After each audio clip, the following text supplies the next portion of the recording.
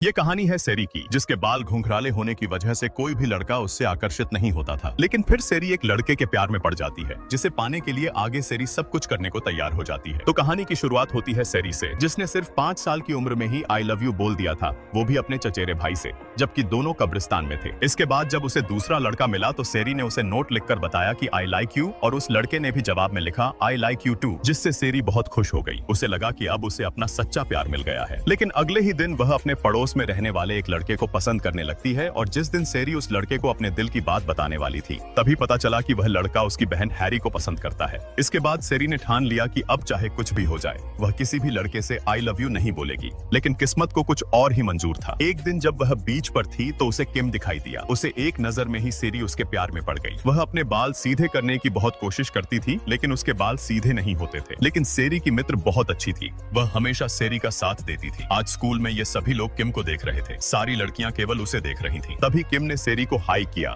जो देखकर सेरी के साथ उसकी मित्र भी हैरान रह गई और पूछती है कि किम ने तुम्हें हाई क्यों किया। इस पर सेरी बताती है कि कल वह किम से बीच पर मिली थी और उसने उसे पहचान लिया था कि हम एक ही स्कूल में हैं, और आज उन्हें पता चलता है कि किम भी स्टडी हॉल में जाएगा। दरअसल इस स्कूल के टॉप के बच्चे ही स्टडी हॉल में पढ़ने जा रहे हैं, और अगर वहाँ किसी को प्रपोज कर दिया जाए तो उन दोनों का कपल बनना तय है। और क्योंकि किम भी वहाँ जा रहा था, इसलिए अब सेरी किम को वहाँ प्रपोज करने के बारे में सोचने लगती है। बुरी पर खड़ी महिला कहती है कि आप इसे उस लंबे लड़के को दे दीजिए। वह महिला कहती है कि तुम किम की बात कर रही हो। पहले ही कई लड़कियां यह ड्रिंक खरीदकर उसे देने के लिए तैयार हो गई थी। वह भी वही ड्रिंक पी रही थी, जिसे देखकर सेरी समझ जाती है कि इंजंग को भी किम पसंद है। अगले दिन सेरी फिर से उसी बीच पर जाती है। उसे लग रहा था कि किम आज भी यहाँ आएगा और दोनों की दोस्ती फिर से मजबूत होगी। फिर वह तैराकी करने लगती है। तभी एक लड़का यूनसोक आता है। वह सेरी को तैरते हुए देखता है और उसके कपड़ों पर उसके नाम को देखने लगता है। तब सेरी के कपड़े हवा में उड़ जाते हैं और उन्हें बचाने के चक्कर में यूनसोक पानी में गिर जाता है। सेरी उससे कहती है कि अगर तुम्हें तैरना नहीं आता तो तुम पानी में क्यों गए। फिर सेरी पानी से अपने कपड़े निकालती है। अगले दिन यूनसोक भी उनके स्कूल में एडमिशन ले लेता है।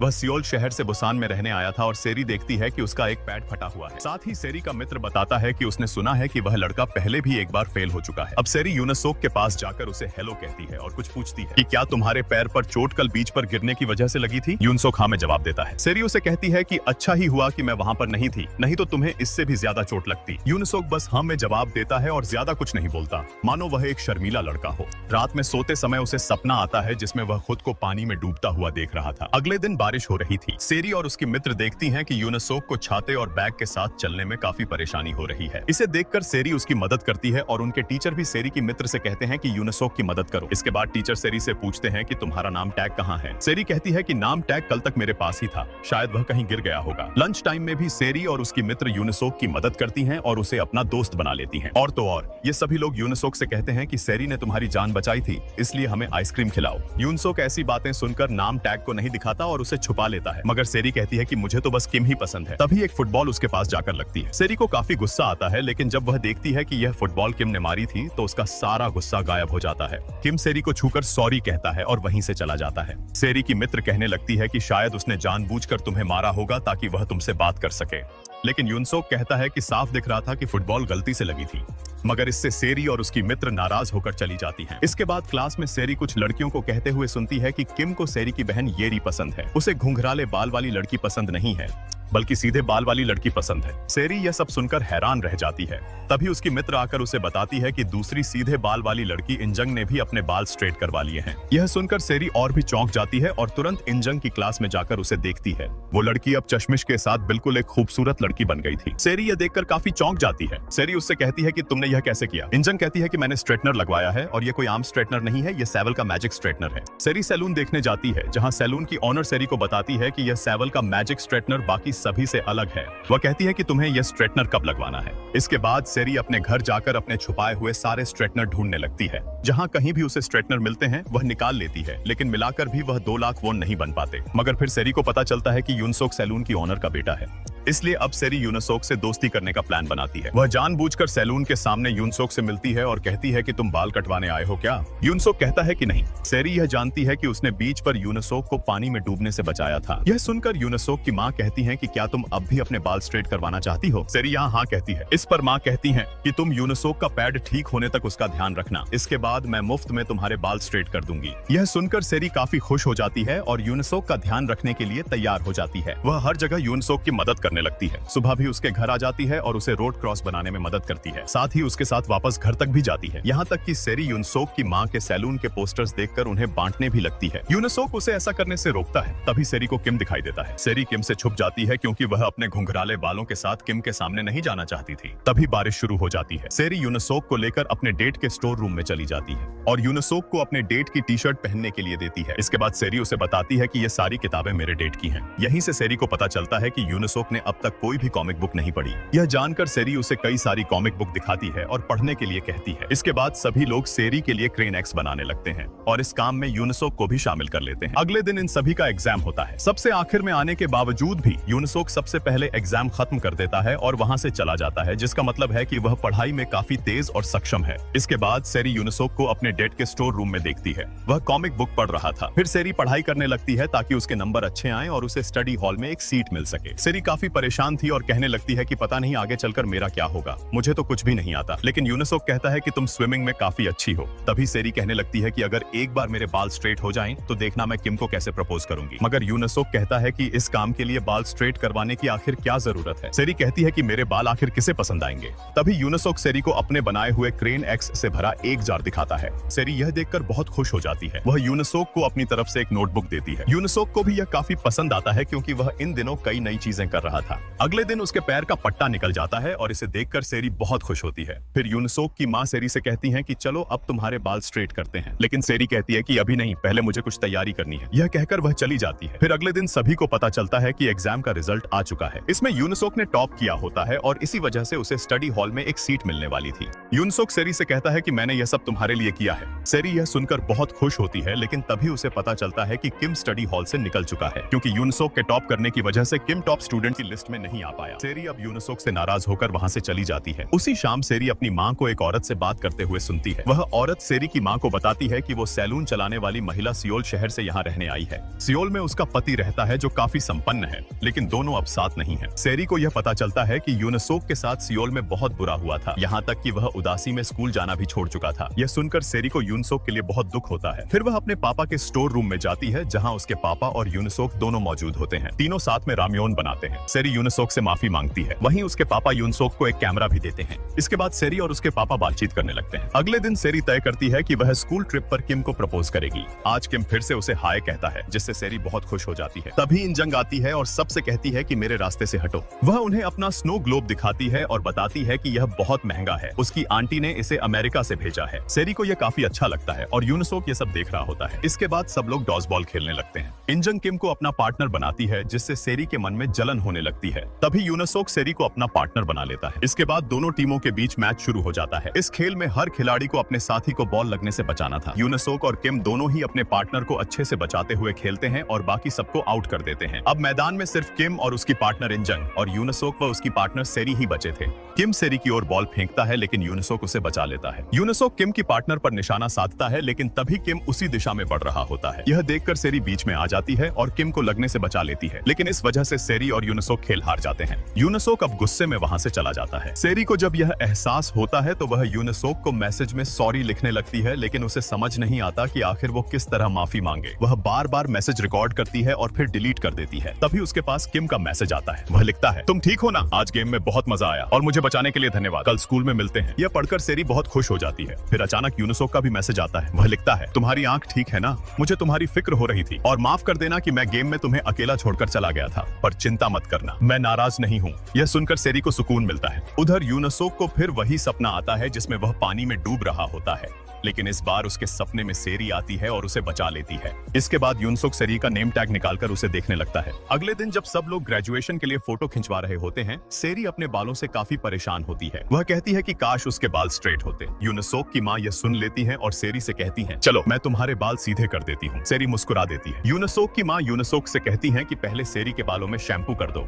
यूनसोक धीरे धीरे उसके बालों में शैम्पू करने लगता है और सेरी को यह एहसास अच्छा लगता है। इसके बाद यूनसोक की माँ सेरी के बालों को स्ट्रेट करती जाती हैं। अगले दिन जब सभी लोग स्कूल ट्रिप पर निकलते हैं तो सेरी के सीधे बाल देखकर सब हैरान रह जाते हैं, लेकिन यूनसोक को यह बदलाव बिल्कुल पसंद नहीं आता। ट्रिप पर सभी बहुत मजे करते हैं और ढेर सारी तस्वीरें खिंचवाते हैं। रात में सब मिलकर एक खाली जगह को सजाते हैं ताकि सेरी वहां अकेले में किम को प्रपोज कर सके। यह सब देखकर यूनसोक बहुत उदास हो जाता है क्योंकि यह उसके लिए मुश्किल था। इसके बाद सेरी का दोस्त किम को बुलाने जाता है और उसे उसी जगह पर ले आता है जहां सेरी उसका इंतजार कर रही होती है। किम भी काफी प्रसन्न था। सेरी के दोस्त और यूनसोक यह सब देख रहे थे। किम सेरी के बालों की तारीफ करते हुए उससे कई बातें करने लगता है, लेकिन यह सब देखकर यूनसोक के लिए वहां रुकना मुश्किल हो जाता है और वह वहां से चला जाता है। सेरी भी उसे जाते हुए देखती है। उसे एहसास होता है कि जब वह अपने दिल की बात कहने वाली होती है तो उसका ध्यान किसी और पर है। अब सेरी को समझ आता है कि वो किम से नहीं बल्कि यूनसोक से मोहब्बत करने लगी है, क्योंकि यूनसोक के साथ उसे हमेशा सुकून और सुरक्षा महसूस होती थी। इसलिए वह किम को आई लव यू नहीं कहती और लौटकर यूनसोक को देखने लगती है। अगले दिन यूनसोक देखता है कि किम फिर से सेरी को हाय बोल रहा है, जिससे उसे अंदर से थोड़ा बुरा लगता है। पूरे सफर में यूनसोक सेरी से कोई बात नहीं करता, लेकिन बाद में उसे अपनी गलती का एहसास होता है। वह सेरी से मिलने उसके स्टोर रूम तक आता है, मगर दोनों के बीच ज्यादा बातचीत नहीं हो पाती।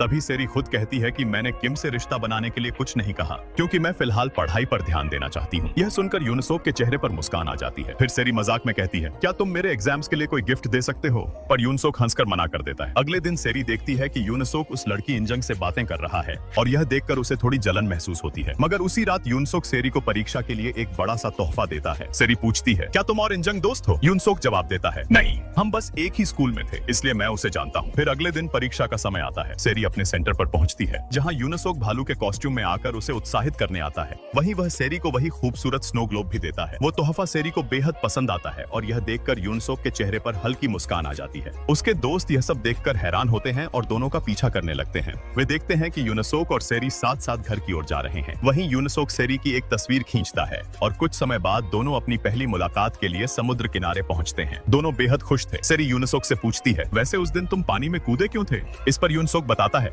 उस वक्त मैं बहुत परेशान था, जिंदगी कुछ भारी सी लग रही थी और मैंने सोचा था कि शायद डूब जाना ही बेहतर है। वो सेरी को उसका नाम टैग लौटाता है और कहता है, मुझे तुम पसंद हो। सेरी ये सुनकर मुस्कुराती है और दोनों रास्ते भर हाथ थामे चलते हैं। रास्ते में सेरी यूनसोक से कहती है, रविवार को मेरे साथ बाहर चलना। यूनसोक हामी भर देता है। इसके बाद दोनों एक दूसरे को चूमते हैं और सेरी खुशी से उछलती हुई घर के अंदर भाग जाती है। वो अपने कमरे में जाकर बहुत उत्साहित महसूस करती है। दूसरी ओर जब यूनसोक घर पहुंचता है तो वह अपनी माँ से सोल वापस जाने की इजाजत मांगता है, लेकिन उसकी माँ मना कर देती है और कहती है, अभी तुम्हें यहीं रहना चाहिए। उधर सेरी अपनी सहेलियों को बताती है, तुम सबको रविवार को बीच पर पूरी तैयारी करनी होगी, क्योंकि मैं वहीं यूनसोक को प्रपोज करने वाली हूँ।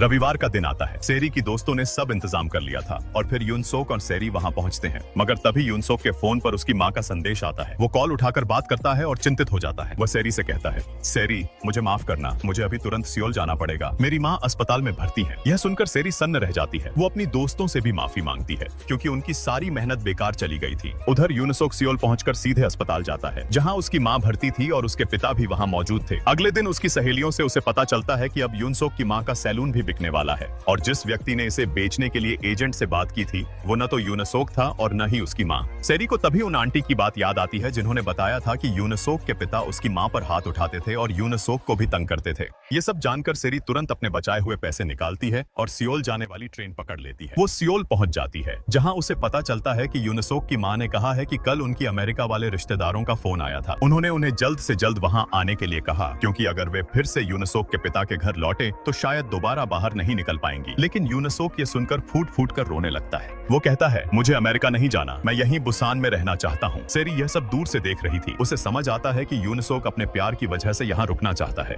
यूनसोक को यूं रोते हुए देखकर सेरी का दिल टूट जाता है। वो बिना उससे मिले ही वापस स्टेशन लौट आती है। वह तय करती है कि वह यूनसोक से कहेगी कि उसे उससे कोई लगाव नहीं है, ताकि यूनसोक अपने पिता के जुल्म से बचकर अपनी माँ के साथ अमेरिका चला जाए। सेरी उसे मैसेज भेजती है, लेकिन उसके शब्दों में सच्चाई झलक जाती है। वो लिखती है, यूनसोक, मुझे तुम्हारी बहुत याद आ रही है। फिर तुरंत वह मैसेज डिलीट कर देती है और दोबारा लिखती है, यूनसोक, मैं तुम्हें बस एक अच्छा दोस्त मानती हूँ। इसके बाद सेरी अपने कमरे में रखी तस्वीरें देखने लगती है, जहाँ उसकी और यूनसोक की एक फोटो थी। फिर वह अपने पापा के स्टोर रूम में जाती है, जहाँ उसे वही नोटबुक मिलती है जो उसने यूनसोक को दी थी। वह उसे खोलती है और देखती है कि यूनसोक ने उसमें सेरी की ढेर सारी तस्वीरें चिपकाई थी और नीचे लिखा था, सेरी, मुझे तुम सच में बहुत पसंद हो। यूनसोक ने उसमें एक छोटा सा संदेश भी लिखा था। उस नोटबुक में कई तस्वीरें लगी थी और उसने लिखा था, सेरी, मुझे तुम सच में बहुत अच्छी लगती हो। यूनसोक ने उसमें एक पत्र भी रखा था जिसमें उसने अपने दिल की बात लिखी थी। उसने आखिरी में लिखा था, आई लव यू।